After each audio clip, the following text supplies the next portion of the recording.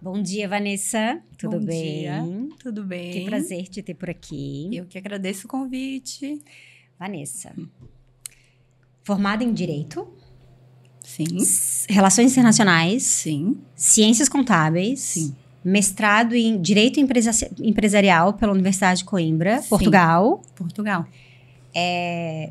Sócia de escritório de advocacia. Sim. Especialista em Direito Empresarial. Sim. Contratos. Em contratos, desculpa. Vanessa, quantos anos você tem? 34 anos. Algumas vidas já vividas. Algumas vidas vividas em uma. Sim. Como foi isso, assim? Foi muito planejado? Você fez 2 faculdades ao mesmo tempo? Você se partiu em 2? Como que isso... Você é super jovem para ter um currículo tão extenso. Quando começou, isso já era um sonho, era uma ideia, era algo que você queria muito, isso já estava muito bem determinado, que você terminaria uma coisa e entraria na outra. Como foi esse processo? Aconteceu tudo porque eu nunca soube dizer não. Tá. Não foi nada planejado. As coisas foram acontecendo, uma coisa emendou na outra, não sei dizer não. E sempre abrindo portas, abrindo portas. Sempre tive uma personalidade de achar que tudo eu consigo. Tudo eu dou conta. Então, imagina, quando a gente decide uma carreira, quantos anos a gente tem? 15, 16 anos? Sim, eu acho isso... O que a gente sabe da vida? Nada, né? E a gente tem que decidir o que quer ser pro resto da vida, né? Eu não sabia nem o que era direito com essa idade. Isso é verdade. Eu não sabia nem o que era o direito. Então, eu tinha muito aquela coisa da utopia, assim. Eu queria a diplomacia. Achava uma ideia... Que coisa mais bonita, né? Ser diplomata. Achava chique. É chique mesmo. Era chique. Então, a minha primeira opção foi Relações Internacionais, né? Na época, eu fiz vestibular para isso. Foi a opção número 1. Mas, não sei dizer não. Fiz vestibular para tudo que são outras carreiras. Enfim, como na época eu não podia fazer mais de uma universidade pública junto. Então, na UFSC eu fiz vestibular para Relações Internacionais. Na UDESC, sempre gostei de moda. Então, fiz vestibular para moda. No Centro Técnico, eu fiz para construção de edifícios, considerando histórico familiar. E meu pai não ficou muito feliz com nenhuma das opções. E disse, faz direito. Eu pago pra ti. Na privada, daí. Passei em todos. Fui fazer Relações Internacionais. Como não sei dizer não, fiz o passaporte Unisul na época que tinha, né? E passei. E no fim ainda ganhei uma bolsa e fiz direito. Aí você cursou Relações Internacionais e Direito juntos? Juntos. Tá, tudo bem. Aí a gente já mata 2 numa... Já fomos 2. Já foi 2, Já foi tá. 2, isso. Aí no meio do caminho comecei... Quando a gente escolhe, a gente não sabe realmente nada. Não sabia nem o que era diplomacia e nem o que era direito. Então aí fui entendendo o que as coisas são. E vi que a diplomacia, na verdade, não tinha nada a ver comigo. Porque hoje, para subir um avião, apesar de já ter feito muito isso, é um trabalho. Então... comecei a ver que não era aquele glamour todo, né? Pelo contrário, era um servidor como qualquer outro. Sim. Né? E claro, uma profissão linda, mas tem que ter o perfil. E não era o meu perfil. E comecei a pegar gosto pelo direito. E fui indo no direito, mas dizer que foi a minha escolha é difícil, eu acho que não. A vida foi me levando. E aqui cheguei. E aí, nessa história toda, você decidiu cursar Ciências Contábeis. Isso faz pouco tempo, me formei agora. Sim, eu lembro que você se formou, acho que ano passado, foi isso? Foi agora, foi esse ano. Você é recente? Formei. Claro que eu fui fazendo, né, como hoje já faço muita coisa, então acabei indo mais, levei acho que 5 anos, 6 anos para terminar o curso. Mas sempre o que me motivou nas Ciências Contábeis era sempre, como eu faço direito empresarial, eu lido diariamente com contadores. E a nossa conversa é muito difícil, porque são 2 ciências irmãs, mas são 2 ciências muito diferentes. Ai, que interessante. Então, eu queria conseguir fazer essa ponte entre o contador e o advogado. Eu sentia que o contador estava na razão dele, eu na minha, a gente não conseguia achar um ponto em comum. Então, esse foi E ambos defendem um único cliente. Claro. Né? De alguma forma. E a intenção é achar uma solução em comum no meio do caminho. Mas como a gente tem essa dificuldade de comunicação, Então, a ideia era fazer essa ponte, não trabalhar com contabilidade, né? Também não se sabe o dia de amanhã. Tô aprendendo a dizer não. Eu justo ia te perguntar isso, começou a aprender a dizer não. Tô aprendendo, né? é um treino. Como treino. tudo é um treino.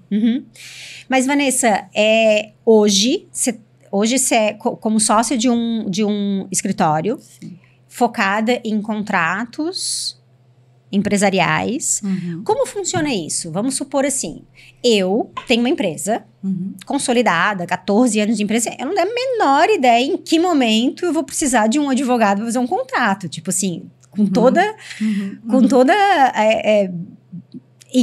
bela ignorância do mundo, tenho zero noção disso. Você podia me falar um pouquinho sobre isso? É bem legal que tu me perguntou isso, porque o que eu vejo hoje do empresário, se desde o começo todo empresário tivesse consciência de que uma empresa, ela é uma pessoa, ela é uma ficção jurídica, que a gente chama, né?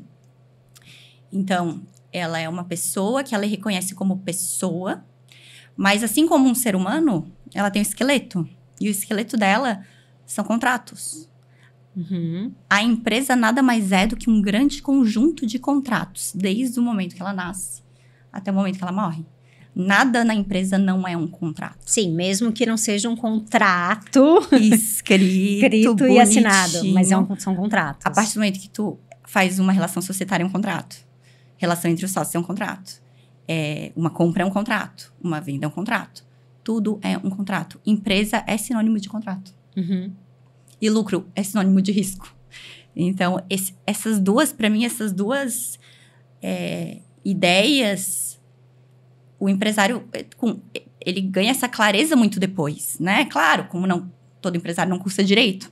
Mas, na prática, acho que eu até às vezes brinco com alguns clientes. Eu falo, daqui a pouco tu nem precisa mais de mim.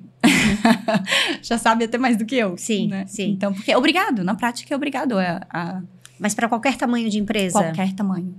No dia 1, eu diria E a pessoa que não consegue pagar, por exemplo? Começou a empreender agora, tipo, ai, Deus do céu, não consigo. Mas uma assessoria jurídica básica é barata. É barata? É barata. É um preconceito, eu acho. O empresário que começasse dessa forma e colocasse um pouquinho de investimento nisso, ia economizar muito tempo naqueles erros e acertos, né? Aprendendo. Sim. A gente erra bastante. Sim. Eu acho que é algo que desde o começo, se eu pudesse dar um conselho, esse pequeno investimento, que não é alto realmente, porque no começo é uma estrutura, é uma estrutura, assim, um pouco embrionária, né? Mas já tendo esse planejamento, a coisa cresce muito mais estável, né? E aí, hoje, tu trabalha com clientes fixos, tu tem as empresas que você representa. Tem as duas coisas. Eu quero que você traga informação para a audiência, mas também sou muito curiosa com relação a isso, até pela minha própria experiência pessoal, assim, Sim. né? Então, existem 2 ramos, assim, que eu concentro a minha atuação. Então, a área contratual, e aí grande parte dela é extrajudicial, né? Então, na elaboração de contratos em si, no preventivo, na assessoria, no dia a dia. E tem uma outra área, que é o contencioso, que eu atuo. Também eu diria que é 50-50, que é o processo judicial em si. Geralmente envolvendo contratos, que não necessariamente contratos que eu fiz. Mas essa parte do contencioso também, hoje, me toma aí 50% do meu tempo. Sim, aí tem uma divergência de contrato e interesses, e aí vocês vão pro... Fizemos um contrato, não deu certo. 90% dos casos não dá certo. Não dá? O contrato existe pra isso? Pra não dar certo. Porque se tudo desse certo... gente. Não precisaria de contrato. Não precisaria de contrato. Claro. O contrato, ele é feito para não dar certo. Para que o dia que não der certo, tá ali escrito. E aí vocês vão em defesa dele. Isso. E aí, claro que ele comporta interpretações. Claro que comporta. Mas já é alguma coisa. Sim. Né? Já é algo, um ponto de partida para entender a intenção das partes quando elas começaram. Porque vai mudando ao longo do caminho também. E o que eu vejo também é que o ser humano esquece as coisas. E a partir do momento que acontece um problema, não necessariamente a divergência tá na má fé. É que realmente, cada um tá realmente acreditando na sua verdade. São valores, né? Acho que as pessoas têm elas se divergem em valores, né? Então, o contrato é uma forma de estabilizar um pouco todo esse auê, né? Que envolve empresa, pessoas e tudo. E vai sempre acontecer. e como é, assim, esse processo de tribunal, assim, como você se sente, essa coisa da defesa, adrenalina, se vai dar, se não vai, o que o juiz vai dizer, porque assim, no final das contas, todo mundo faz o seu melhor, mas... E todos humanos, o juiz também. Uhum. É uma adrenalina, é interessante. Eu acho que se eu não atuasse no contencioso, talvez pro meu perfil, pra minha personalidade, ia ser um pouco parado, assim, né? Tem aquela... É engraçado a gente ver nas séries, assim, as séries de advogados, né? Sim, e tem sim. muito disso. Muito. Claro, né? Tem coisas que são irreais, mas tem muito disso, né? Uhum. Tem essa coisa o advogado tem que fazer o máximo que ele puder para influir no convencimento do juiz. Então, eu não posso dar pro meu cliente 98%. Eu sempre tenho que dar 100%. Uhum. Sempre. E esse sempre dar o 100% é um desgaste, assim. E é uma adrenalina. E às vezes eu tenho julgamentos, assim, que ficou uma semana, parece que eu fui atropelada. Eu só imagino, Eu dei de tudo que eu adrenalina. tinha. Foi... Imagina, uma semana vivendo aquilo, assim, intensamente. Sim, porque não é um dia, né? Não. São vários Começa dias. vários dias antes. Vários dias antes, a preparação. Então... E assim, como a gente tem muitos processos, sempre tem que pegar uns 2 dias, pelo menos, e rever aquele em todos os seus detalhes novamente. Porque algumas coisas, né, naturalmente fogem. A gente tem que... Como se fosse ver o processo pela primeira vez de novo, antes do julgamento. E uma curiosidade, você não é a mais nova do tribunal sempre? Eu tenho para mim, eu tenho tanta sensação de que, assim, eu não sei se talvez pelas referências de filmes, que é a referência que eu tenho, Sim, né, pode sobre ser. esse movimento, parece que são sempre pessoas com um corpo de experiência mais robusto, assim, sabe? Você me parece jovem.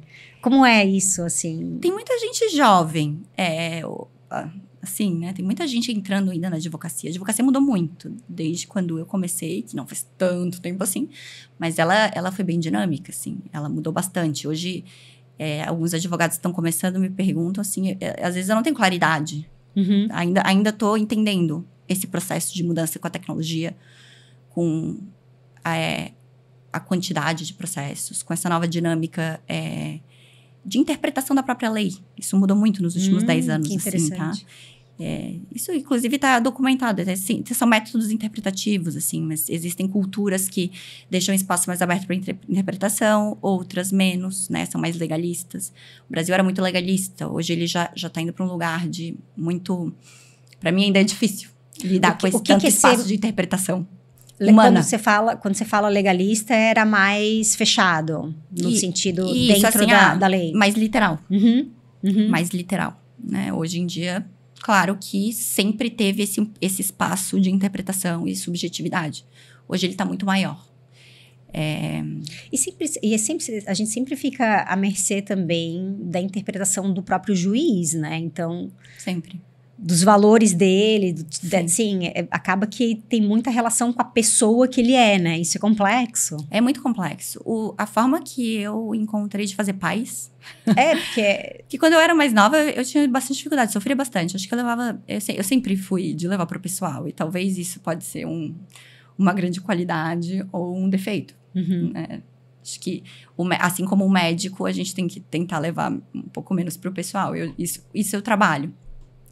Mas hoje a forma que eu encontrei veio uma decisão, não foi favorável, mas foi a opinião dele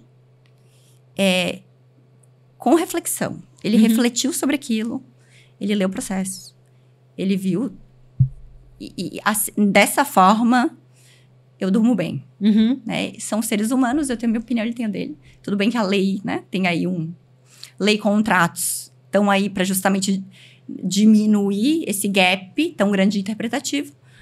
Mas eu consegui achar esse lugar de paz. Mas hoje a demanda é tão grande nos tribunais que, assim, às vezes a gente realmente tem a sensação que não leram nada. E aí, isso daí Essa pra demanda mim tá é cada muito vez difícil. maior. Aí é muito difícil. Mas vamos trabalhando, vamos entendendo que o mundo tá mudando. E que em algum momento talvez seja necessário para algum... Não sei se talvez até automatizar mais o processo. Pode ser. Você Não acha tenho a que- resposta. Você acha que a inteligência artificial pode mexer em alguma coisa? Acho que com relação- pode. E não vejo com maus olhos, não. Acho que pode ter um lado muito positivo. Talvez mais neutro, né? E Eu diria. mais neutro. E desde que tenha um ser humano, Claro. né? Ali administrando também, porque existe um espaço importante da subjetividade, né? Principalmente a questão da vulnerabilidade humana. Né? Isso precisa ser considerado. Não sei se a inteligência artificial conseguiria chegar neste nível. O ser humano, com certeza, é necessário ir nesse ponto. No mais, eu vejo positivamente. Tem várias curiosidades. Minha oportunidade, gente. Você podia contar pra gente, assim, um caso muito, assim, especial que te tocou ao longo da tua carreira? Talvez de contrato, ou com uma empresa. Se você não quiser citar, você não precisa citar nomes, pode ser de uma forma figurativa também. Sim, mas... não, eu nem poderia. Né? Eu não só poderia pra contar gente, um caso. claro, só pra gente... Mas tem um caso que foi esse... Engraçado, me fizesse essa pergunta agora. Não veio, assim, um específico, mas tem um que... Quando a gente espera que vai dar certo, é uma sensação. Quando a gente não espera que vai dar certo e dá certo, é outra sensação. E teve um que foi muito, muito evidente isso. Eu acho que a gente no escritório tinha até esquecido que ele existia. Muito bom. A gente não sabia se tinha sido julgado, se não tinha. Porque, claro, tem seu tempo. Uma Claro. vez que ele tá lá em recurso, não tem o que fazer. É esperar ser pautado. Como os 3 sócios estavam trabalhando juntos, nesse caso, não era de uma atribuição de um especificamente, então meio que a gente não tinha um que ficava olhando esse processo o tempo todo. E aí pode ser que já perdemos, né? Pode ser que já tenha passado, já perdemos e pronto. E a gente ganhou. E esse eu tinha certeza que não ia dar certo. E não porque eu não acreditava no que a gente estava defendendo, porque eu tenho essa questão também.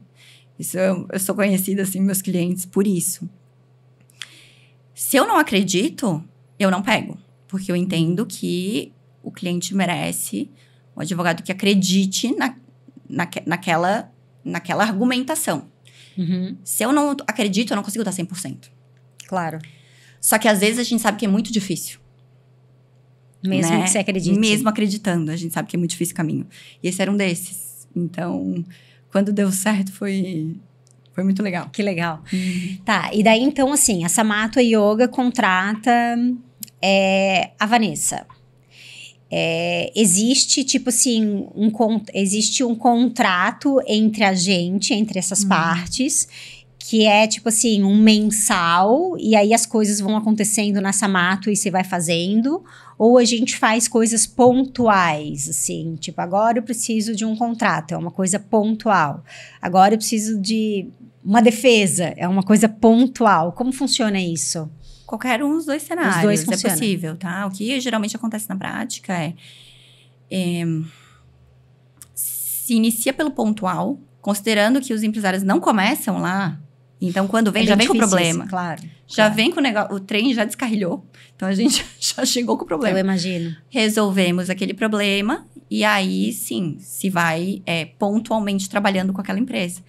Chega uma hora que para aquela empresa não vale mais a pena pagar o pontual, porque já está muito caro. Então, Sim. vale mais a pena o mensal.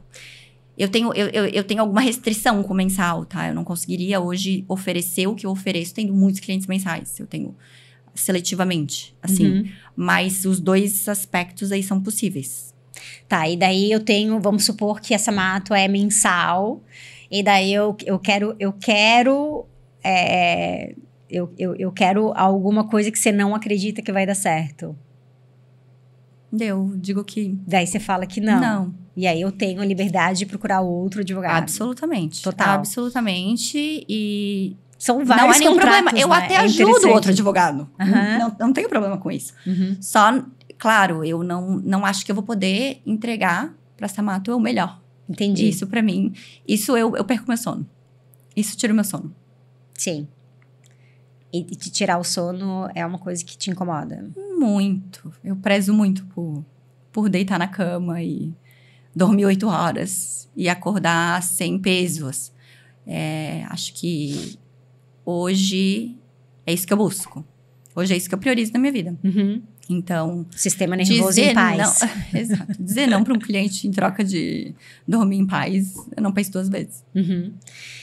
Como você se vê trabalhando daqui? Vamos considerar que, assim, parece que já é uma grande carreira, assim, mas daqui a 10, 15 anos, você se vê trabalhando na mesma área? Você tem outros... Eu me vejo sempre atuando, assim... de alguma forma, eu sempre vou estar envolvida. Uhum. Mas eu não acredito que daqui a 15 anos eu vou estar exercendo a advocacia dessa forma. Não pela advocacia em si. Só chega uma hora na vida que a gente tem que devolver. Acho que eu vou estar mais envolvida em devolver para o mundo do que em produzir. Sim. Em absorver. Sim. Me vejo mais dessa forma, assim. Mas sempre, de alguma forma, sempre envolvida com o escritório, com os clientes, mas de uma forma muito menos intensa do que hoje. Sim, menos mão na massa, né? Muito menos. E hoje já é menos mão na massa, né? Eu vejo até, talvez de uma forma bem consultiva, tá? Uhum. Bem consultiva mesmo. Que legal. E se você pensasse, se a gente voltar 10, 15 anos atrás, você imaginava que você estaria onde você tá hoje? Eu não imaginaria exatamente, porque eu nem sabia o que era direito. Então, já começamos por aí, né? Mas eu tinha uma imagem. Engraçado, né? Tinha uma imagem... Era muito mais simbólico do que linear. Era uma sensação. E era isso. E era isso. E isso que sempre me guiou. Então, eu não sabia exatamente o caminho, eu não sabia exatamente a profissão, mas eu sabia a sensação que eu queria ter. E você tem essa sensação hoje? Hoje eu tenho. Essa sensação te dá parece que você realizou um sonho. Liberdade. Liberdade. É a palavra. Liberdade, acho que é isso. Você se sente bem-sucedida, em paz com o que você faz? Me sinto.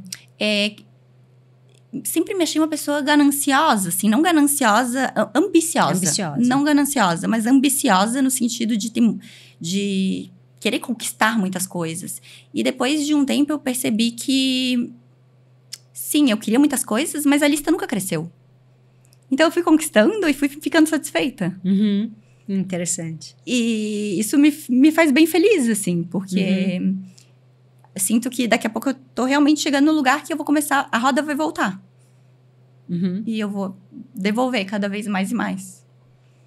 Você tem medo de alguma coisa? Eu tenho medo de tudo. Pinte a maioraça, né? Eu tenho Pra quem tá assistindo a gente e não nos conhece, a Vanessa é minha aluna. Ou seja, ela tem medo de determinadas posturas de yoga. Ai, eu tenho medo de tudo. Eu acho que não existe quem não tenha medo. Eu acho que não existe isso. Mas o medo não te impede de fazer nada? Nunca. Nunca. Uma vez uma pessoa me falou, bom, se tá com medo, vai com medo mesmo. E sempre foi assim pra mim. Vamos com medo mesmo. E até hoje eu vou ter... E sempre vou ter medo. E faz parte do jogo. Eu vejo uma beleza no medo também. Né? E se a gente ficar esperando o dia que não vai ter medo, a vida não vai andar. Que tipo de beleza você vê no medo? O medo é justamente dar essa sensação da conquista. Porque se não tivesse medo... Depois que tu supera o desafio, o obstáculo, ou o que é que esteja te causando o medo, é uma sensação de alívio. É um alívio que eu acho priceless, assim. E se não tivesse medo, eu acho que a gente não se importaria tanto. Sim. Aí que eu vejo a beleza dele. Sim. A gente valorizaria um pouco menos as conquistas, né? Isso. Eu sou muito pela sensação das coisas, sabe? Assim, e transcender o medo é muito libertador também. Com certeza. Com certeza. Se não, ia ser fácil. Todo mundo faria, né? E aí não teria graça. Não teria graça nenhuma. Sim. Tá, Vanessa, vamos lá. Vamos tentar sair um pouquinho do direito. Tá. Você tem alguns hábitos, né? Alguns hobbies, algumas coisas que eu sei que você ama na sua vida, que são um tanto quanto exóticos, assim. Bem exóticos. Bem exóticos. Acho que quando você começou falando que você não sabe dizer não, talvez naquele momento eu pensei, talvez ela nunca tenha dito não para si mesmo quando teve ideias mirabolantes, né? Por exemplo, a sua relação com o tango. Conta pra gente, você tem um apartamento em Buenos Aires, você viaja com frequência para Buenos Aires, mesmo não querendo mais entrar muito no avião, mas você tá sempre lá. Você tem uma relação com o tango bem, eu diria íntima, né? Sim. Uma relação bem profunda. Conta pra gente quando você viu o tango pela primeira vez? Eu tinha 15 anos de idade, eu estava em Buenos Aires com a minha família. A gente foi pro aniversário da filha do sócio da minha mãe na época. Aniversário de 15 anos. E justamente foi a época que começou o Mundial de Tango, o campeonato. O campeonato deve ter, sei lá, uns 20 anos, nem sei. Mas era uma das primeiras edições, assim. Não sei como que eu fui parar com a minha mãe lá. E eu vi aquilo e fiquei maravilhada, assim, que isso? Eu até acho que alguma coisa de outra vida, porque eu senti algo, assim, uma conexão muito forte com aquilo. Voltamos, anos se passaram e só ficou aquela memória, aquela experiência daquele momento.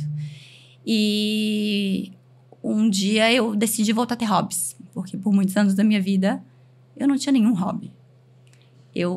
Você fez 2 faculdades. Eu dormia 3 horas. Sim. Eu só estudava. E não falei ainda da parte que eu não queria ser advogada, né? Eu queria ser juíza depois. Então, eu estudava para concurso. Então, eu trabalhava durante o dia, fazia cursinho até às 11h30. E o resto do tempo eu estudava. E pronto, fim de semana, tudo. Então, muitos anos eu esqueci o que eu gostava de fazer. Eu não tinha a menor ideia. Nem sabia o que era gostar de fazer alguma coisa, né? Eu perdi completamente o senso. E eu lembro que minha mãe falava assim, o que tu acha de esse fim de semana tu não estudar? Eu falei, boa ideia, né? Acho que esse fim de semana eu não vou estudar. Mas eu vou fazer o quê, então? Foi um momento bem chocante, assim, pra mim. Sim. Porque eu sempre gostei, eu sempre fui uma pessoa aventureira, né? E eu perdi isso por muito tempo. Inclusive, sempre fui muito fisicamente ativa. E nesses anos, é como se eu tivesse ficado até meio desengonçada. Fiquei tudo cerebral, né? Então, fiquei meio desengonçada. E aí que voltou o tango pra minha vida, assim, bom, eu tenho que ter hobbies. Voltei assim, tá, então eu vou fazer aula de tango. Então eu vou jogar golfe. Então eu tenho que voltar Mas o tango, você começou a fazer aula de tango em Floripa? Não. Eu tava morando fora. Eu comecei a fazer... porque nessa história toda, você ainda... Gente, calma lá, ainda tem um adendo que a gente não contou nesse contrato. Não vai caber tudo aqui. Nesse contrato não coube, a gente precisou fazer um adendo. Ela ainda morou em Dubai, teve essa história. Em Dubai, de Coimbra eu fui pra Dubai, até a pandemia. E aí depois eu entendi que viajei muito, morei em vários lugares do mundo, mas Florianópolis, pra mim, é o melhor lugar do mundo. E é aqui que eu quero ficar. Então, aí eu voltei. E nessa época, eu tava lá no Oriente Médio. Então, comecei realmente a aprender tango na Turquia. Na Turquia. Eu falei que era exótico, gente. Eu falei que era exótico. Quem diria que tem tango na Turquia? É a segunda maior comunidade fora da Argentina de tango. Ai, que interessante. Dançam muito bem os turcos. Então, fiz muitos amigos lá. São turcos mesmo, não é uma comunidade de argentinos que... Turcos mesmo, eles adoram. É engraçado, tem algumas culturas que bate, eu acho que não sei se é com... Não tem nada a ver, por exemplo, japoneses. O que tem a ver com a cultura latina? Nada. Mas eles são encantados pelo tango. Os turcos, a mesma coisa. Então, tem alguma coisa que bate com algumas culturas que é meio difícil de explicar, assim. O brasileiro já não tem apego, né? Ao tango, a gente é mais ligado a outros ritmos, assim. E aí, quando eu voltei, então, pro Brasil, foi quando eu comecei a minha aventura em Buenos Aires. Assim, bom, já que eu voltei, então agora vamos fazer isso em Buenos Aires, como deveria ser, Então, já tem alguns anos que você faz isso. Alguns anos, já. 7 anos. E, claro, com muitas interrupções, né? Hoje em dia é bem menos frequente, né? Hoje a minha vida tá bem... Com muitos projetos ao mesmo tempo, então... Quando aqui em Floripa, você não... Porque aqui não tem uma comunidade muito... Tem? Pequena. Eu tô sempre engajada com esse, você com consegue... esse pessoal, assim. Mas é muito pequena, assim, muito... Hoje, aqui em Floripa tem o samba, o zouk, é mais... tem umas comunidades um pouco maiores. Sim. Né? O tango é muito pequenininho, mas é um pessoal legal. Você consegue praticar? Chama praticar, né? Não, em Floripa eu já foco em outras coisas. Porque eu prefiro... Não dá pra fazer tudo. Sim. Quer dizer, dá pra ter tudo, mas não tudo ao mesmo tempo. Sim, sim. Então, aí aqui em Floripa eu opto por focar em coisas que são mais propícias, digamos assim. Tá, então vamos né? pra segunda coisa. Aí você joga golfe. Aí eu jogo golfe. Da onde veio o golfe na sua vida? Então, o golfe eu comecei, não sei dizer não, e sou curiosa. Estava em Coimbra fazendo mestrado e tinha um campo de golfe do lado. Bem pertinho ali de onde eu morava. E eu olhava aquilo e pensava, isso, tem alguma coisa aí. Parece um pouco chato, mas tem alguma coisa, eu não sei, a grama. Tem um negócio que eu acho que pode ser legal. Fui fazer aula, meu Deus, não tenho nenhum talento. Zero talento, não conseguindo acertar a bola. Que coisa mais difícil. Eu acho que a coisa mais difícil que eu já fiz na vida é golfe. Então começou aí. E aí depois eu comecei a entender a beleza do golfe fora também. Do âmbito, assim, do desafio contigo mesmo. Porque só pra te acertar uma bolinha já é difícil. Então é um desafio tu contigo mesmo e depois vem o resto. Né? Aí jogar contra os outros. Daí a questão social, a natureza. O que é? É uma atividade que não tem como estar pensando em outras coisas. Por isso que ela é tão popular, principalmente entre empresários, né? Aquela atividade que, se tu estiver pensando num problema, tu não vai acertar a bola. São 4 horas, 5 horas de jogo. Tu consegue esvaziar a mente. Sim. Às vezes eu não sei que dia é quando termina. Eu até brinco com a minha amiga, eu falo, amiga, que dia é hoje mesmo? Sim. Esqueci. É maravilhoso. E hoje você tem uma comunidade de pessoas que você joga junto, você participa de campeonatos, você tem, né? Isso hoje ocupou um lugar na tua vida. Ocupou. Inclusive, essa é uma parte bem de socialização mesmo. Porque realmente tem interesses muito parecidos com o pessoal que frequenta o clube de golfe. Eu não sou uma pessoa muito noturna, né? Então, eu adoro conseguir praticar uma atividade durante o dia, que me faça tão bem, com amigos que eu me relaciono muito bem, me dou muito bem com eles. De todas as idades, assim, é muito legal. E aí, uma das coisas maravilhosas do golfe é justamente que existe um clube de golfe, né? Ah, entendi. Então, sempre tem alguém, sempre, assim, vai chegando, é que nem no Chala, né? Sim. Vai rodando. Sim. No clube de golfe é a mesma coisa. Então, não necessariamente precisa combinar. É só chegar. É só chegar e aí vocês vão... E aí, acontece. Audiência, vocês estão preparados para a minha pergunta? Ai, não sei se eu tô.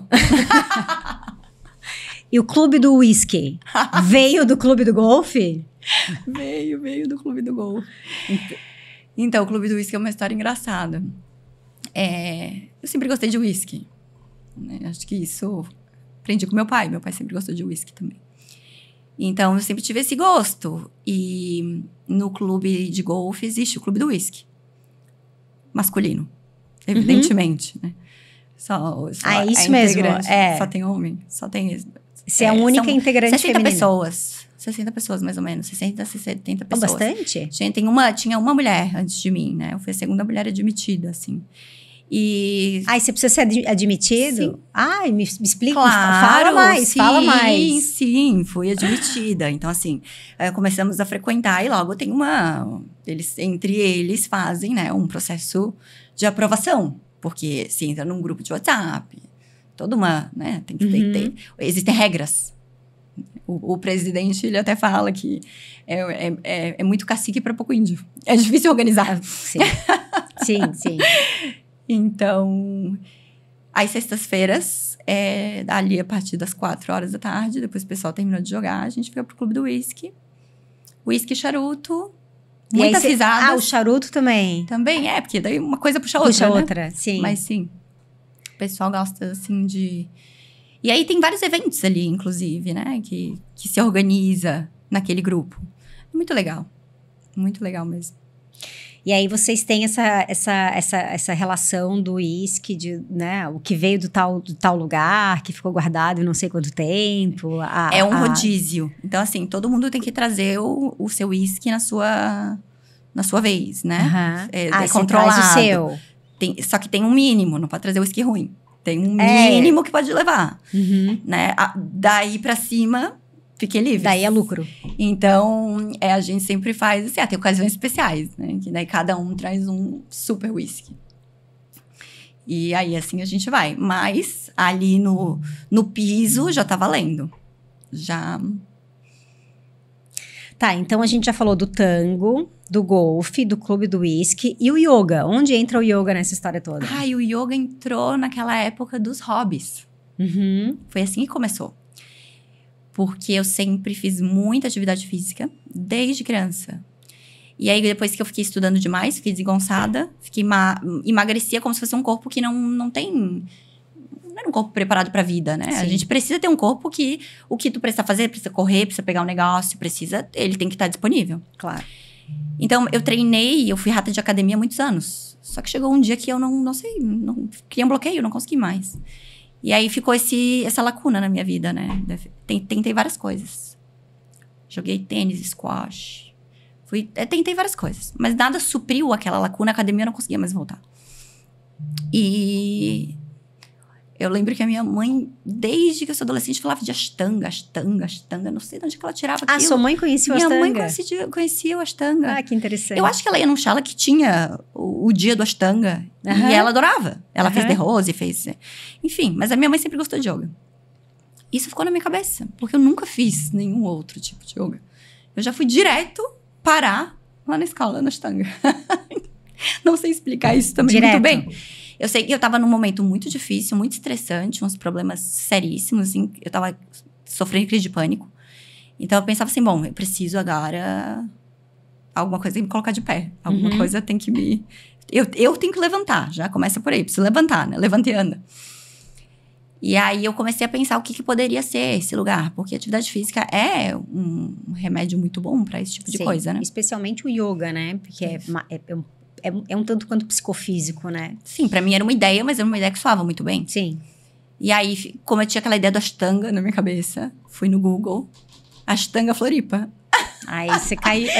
Aí eu cheguei lá. Uhum. Foi assim que aconteceu e nunca mais saí. E assim, às vezes as pessoas até me perguntam, mas meu Deus, como é que tu faz isso todo dia, né? E eu falo assim, salvou minha vida. Sim. Eu vou ser leal até o fim. Sim. Então, me colocava de pé mesmo. E como é que você concilia tudo isso? Você trabalha, daí você joga golfe quase todo dia também, Agora eu tô tentando 4 vezes por semana, né? E aí, assim, você já não é mais rata de academia, mas você frequenta academia. Daí você faz o yoga. Tem 5 cachorros. Eu já ia chegar lá. O próximo assunto são os cachorros. No momento eles estão em voga. Ainda vamos chegar lá. Como você concilia isso tudo, Vanessa? Porque assim, eu vejo as pessoas, elas andam ao redor delas mesmas e assim, às vezes ter um trabalho enfim, um trabalho, uma atividade 2, 3 vezes por semana, já pra pessoa já é assim, uou, não consigo mais que isso. Como é que você... de onde vem essa objetividade que você tem na mente? Que é assim que eu te vejo, uma objetividade. A gente negocia o tempo todo, né? Uhum. Uma parte foram escolhas. Abrir mão de algumas coisas para priorizar outras, né? Porque, claro, tudo é impossível. Você já abriu mão de alguma coisa que te faz falta? Desculpa interromper. Não. Tá. Não, porque sempre foi por algo melhor. que melhor. Então, não. Não, realmente, não tenho muitos arrependimentos. Então, eu acho que é um pouco isso, de saber escolher na hora que tem que escolher. Saber que não é tudo ao mesmo tempo. Negocia um pouco aqui, negocia um pouco ali. E eu acho que é presença mesmo, sabe? Assim, o que eu tiver... Eu demorei pra aprender isso, assim. Mas o que eu tiver fazendo, eu tenho que estar ali. E aí, aquilo rende muito. Né? Porque se eu tô aqui fazendo, pensando no outro lá, aí é um problema. Porque daí nenhum rende, nem o outro rende. Eu acho que tá por esse lugar, assim. Claro, é uma confusão. Não flui como tão bem assim. Sim, eu sei. Mas diante disso, a gente vai rebolando. Um jogo de cintura, né? E você acha que o yoga contribuiu com essa objetividade que você tem hoje? 100%. Eu creio que eu já tinha um pezinho na objetividade. Eu sou muito metódica. Então, acho que eu já tinha esse pezinho. Mas o yoga me explicou. Intelectualmente. O que eu precisava. Porque quando a gente não tem a clareza intelectual do processo, é muito mais difícil. Porque daí erro e acerto. Mas depois que a gente ganha a clareza, aí a gente consegue escolher. Sim. Não vai tanto de rolo, né? Eu entendo que o yoga fez isso. Primeiro me ensinou a silenciar. Eu sabia que eu tinha que silenciar, mas às vezes era meio por acidente. Silenciei por acidente. Hoje eu consigo silenciar na marra, se necessário. E entender, e depois a parte da teoria, né? Yoga e a mente. Sim. Entender que a mente é outra coisa. E olhar ela deste outro lugar. Estudar esses textos que você estuda, porque teve uma época na sua jornada de yoga que você realmente... Você era assídua nos programas, nos grupos. Sim. Estudar isso te trouxe um pouco desse entendimento também? Mudou todo o jogo. Pra mim foi essencial. Acho que hoje legal. Eu sou quem eu sou por causa disso. Que legal. Foi bem importante. Obrigada. Eu não sabia Primeiro disso, lugar, gente. obrigada. Que legal. Sim, eu acho que foi aí que veio a clareza. Apesar de já ter digamos, o que eu não tenho de talento no golfe, eu tenho de talento na objetividade. Não dá pra ser bom em tudo, né? Não dá. Não tem mas jeito. Esse eu vim talentosa. Objetividade eu vim talentosa. Mas, didaticamente, saber como funciona. Você acha que você tem limites na vida? Eu tenho muitos limites e quero ter. Acima de tudo. Quando eu achava que eu não tinha... Mas você quer ter limite ou você quer ter disciplina? O que mais... Eu não quero ter um limite. Eu quero saber identificar o que não é pra mim. Naquele momento. Naquele momento. E aí, pra mim, é um limite. O que eu não aceitaria é... eu quero isso, mas eu não posso. Não. Não é por aí. Mas isso não é pra mim. Isso não é pra este momento. Aí sim. Aí você aceita. Aí eu aceito. E é a forma de ser saudável, né? Porque senão eu ia do jeito que eu ia. E me levou muito longe. Essa é a questão. Não é não valorizar o processo, né? Me trouxe aonde eu cheguei. Não esqueça que a gente trouxe pra festa. Nunca esqueça que a gente trouxe pra festa. Sim. O yoga também. É isso. Não esqueça que a gente trouxe pra festa. Mas... eu entendo que em um momento da vida tem que mudar a estratégia. Sim. Muda a estratégia. Vamos fazer uma coisa diferente. Vamos ver como é que é. Vamos explorar outras habilidades. Outros treinos, né? Porque até essa questão de fazer muitas coisas ao mesmo tempo. E eu tenho a mania de querer fazer bem. Porque não sei só... vamos lá me divertir. Eu não sei se é assim. Eu me divirto depois que eu transcendi. Me divirto muito. Mas tem um momento que eu levo muito a sério. Mas até essa coisa de fazer muitas coisas ao mesmo tempo é um treino. Eu vejo que tem pessoas que só não treinaram. É um músculo como qualquer outro. É resistência. Tem que treinar a mente, o corpo, pra ir tolerando, sendo resiliente. Sempre vem um pouquinho depois que tu ia desistir. Sempre. Então é a resiliência, né? É resiliência, É muito comum, né? Eu vejo, por exemplo, eu sempre falo nas aulas guiadas, né? O Utipluti, a nossa última postura, é a última postura, tá? Para nossa audiência que não pratica Ashtanga, o Utipluti é a última postura e ela é absolutamente difícil. E ela é uma das poucas que se conta até 10, né? A maioria é até 5. Então, assim, na hora que eu conto 9, todo mundo para. Mas por que você não foi até o 10? Só falta uma respiração. Então, assim, você vê que é uma... Eu não sei se é natural, eu acho que a gente naturalizou isso. De desistir no meio do caminho. Assim, quando tá quase conseguindo. Você tá quase conseguindo. Você chegou no 9. E daí você desistiu. Só mais um pouquinho, né? Só aguenta mais um pouquinho. Só aguenta mais um pouquinho. Então, acho que sim. Eu acho que existe um limite imenso para que a gente realmente faça com que a corda arrebente, sabe? Sim. Então, assim, se a gente Tá muito conseguir... longe ainda, tu quer dizer, né? Eu acho que se a gente conseguir sempre respirar de forma consciente, estar presente e puxando um pouquinho essa corda para que essa corda fique mais elástica, mais forte, mais resistente, se previne que ela arrebente lá na frente. Claro. Né? Então, acho que eu vejo, talvez você tenha conduzido essa jornada da tua vida muito dessa forma, assim, você não... Ah, claro, eu não consigo fazer as coisas como eu gostaria de fazer. Óbvio, não dá, é um monte de coisa ao mesmo tempo, né? Então, assim, eu sempre penso, eu também faço um monte de coisa. Então, assim, eu sempre penso assim, agora tá dando bom aqui, mas ali não tá. Né? A hora de... tô focando mais nisso. Sim. Mas ali Depois continua a gente na minha volta. vida. Mas continua na minha Claro. vida. Tá presente, é importante pra mim. Né? Então, assim, uma forma de manejar tudo é entender que você não consegue estar 100% em todos os lugares ao mesmo tempo. Mas você consegue estar 100% onde você está.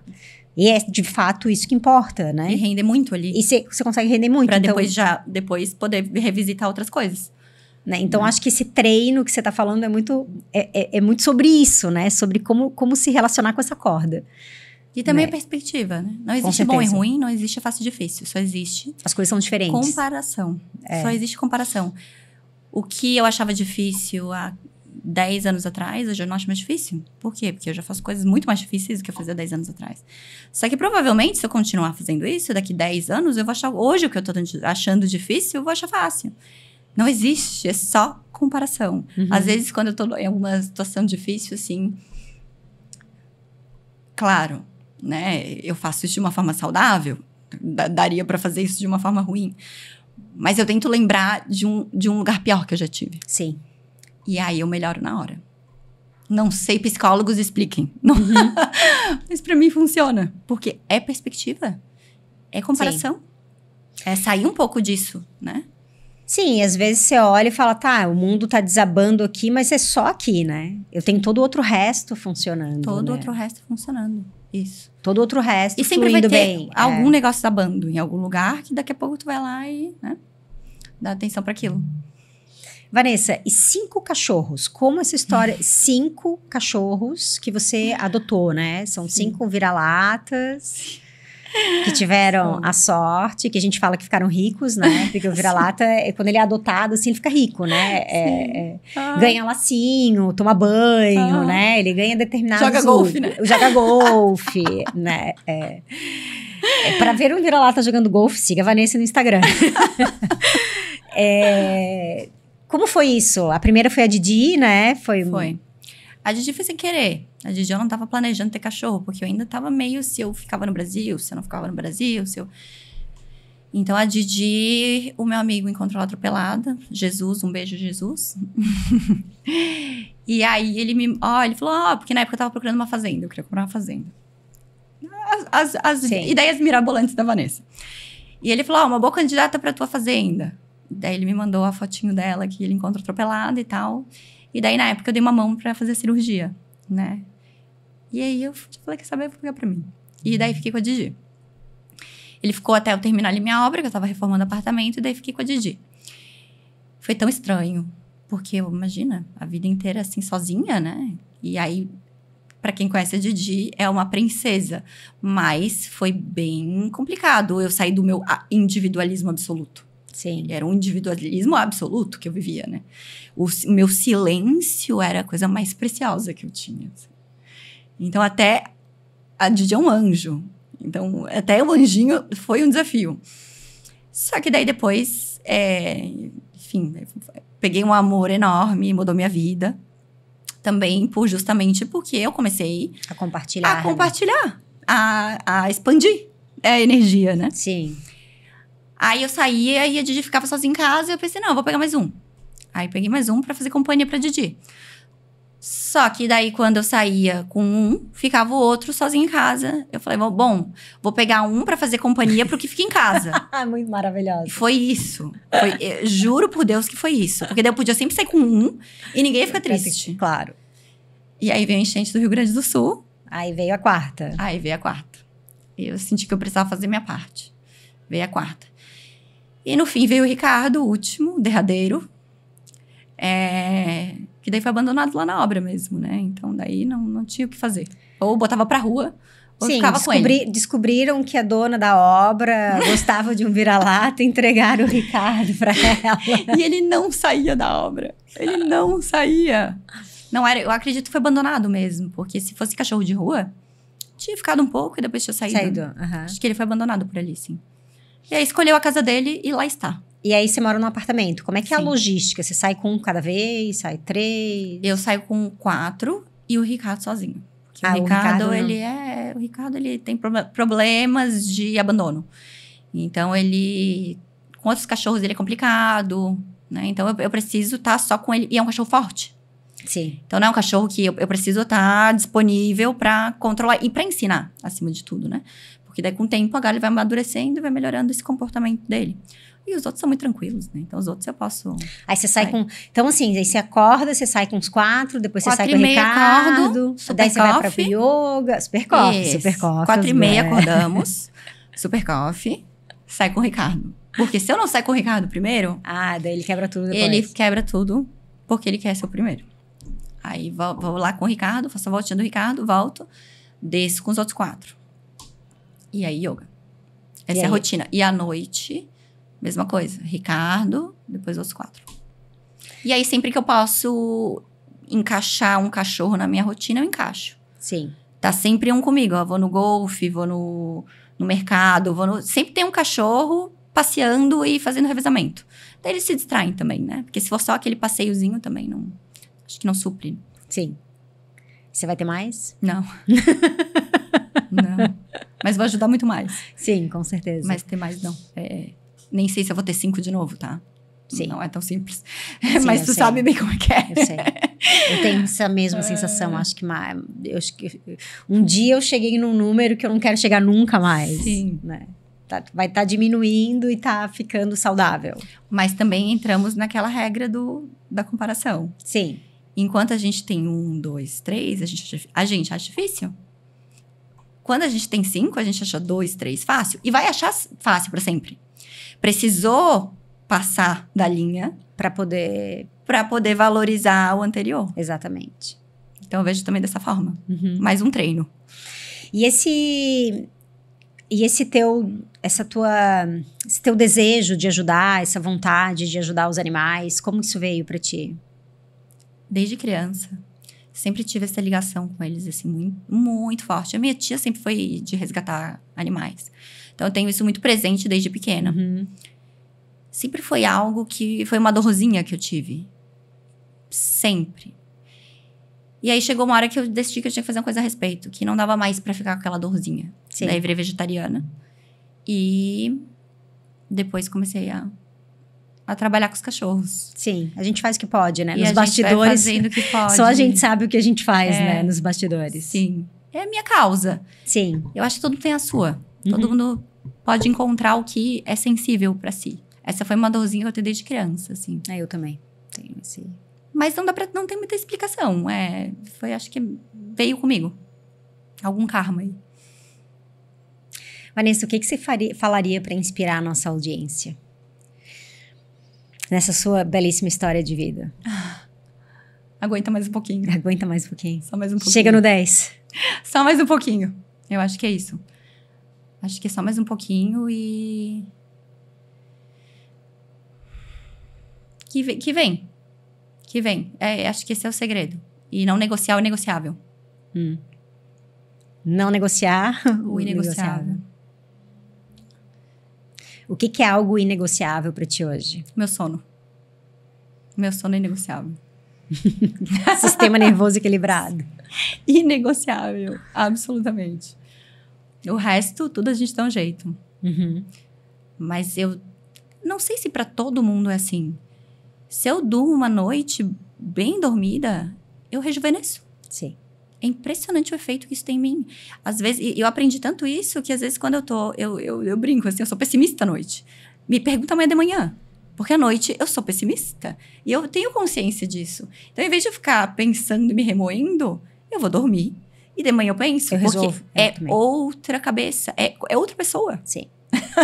Sim. Pra mim funciona muito bem. Claro, eu sei que tem pessoas que não têm tanto... Conseguem dormir pouco e, né, ser tão funcionais quanto eu, não. E você tem técnicas para higiene do sono ou você realmente dorme bem? Você tem Sempre dorme bem. Você dorme bem. Sempre dorme bem. Mas quando eu vejo que tá degringolando, o que for necessário. O que for necessário. É prioridade. Que interessante. Uhum. Vanessa, muito obrigada. Foi uma honra te ter aqui. Eu adorei essa conversa. Obrigada. Obrigada mesmo.